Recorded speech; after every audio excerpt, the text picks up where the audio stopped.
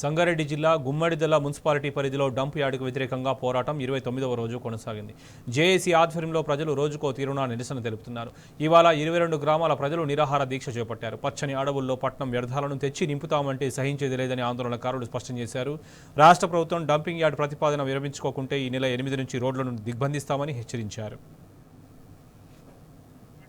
వద్దు బాబు, మాకు ఈ కంపు డంప్ యార్డ్ వద్దు, మాకు హైదరాబాద్ చెత్త వద్దు అని చెప్పి పచ్చని ప్రాంతంలో అడవి ప్రాంతంలో తెచ్చేస్తున్నటువంటి డంప్ యార్డును మాకు వద్దని నిరసనలో తెలుపుతా ఉన్నాం. గత 29 రోజుల నుంచి కొన్ని రోజులు బలరు తీసుకొచ్చినాం, రోడ్డు మీకి గొల్లు తీసుకొచ్చినాం, ట్రాక్టర్లు వచ్చినాయి. రైతులు, మహిళలు, విద్యార్థులు, ఎడ్ల బండ్లు మేము ఈరోజు ర్యాలీలతో పాటు పెద్ద ఎత్తున దీక్షలు చేసి శాంతియుతంగా ధర్నాలు చేస్తూ ఉన్నాం.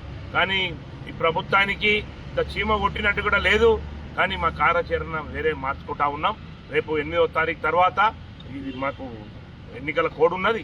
ఎన్నికల కోడ్ తర్వాత ఖచ్చితంగా ప్రభుత్వం దిగొచ్చేదాకా ప్రభుత్వం ఎంబడి పడతాం. ఖచ్చితంగా డంప్ యార్డ్ జీవో రద్దు చేసేదాకా మేము మా ప్రాంత ప్రజలు కానీ మేము కానీ ముక్కకటంతో ప్రజలు ముందుకు వస్తున్నారు.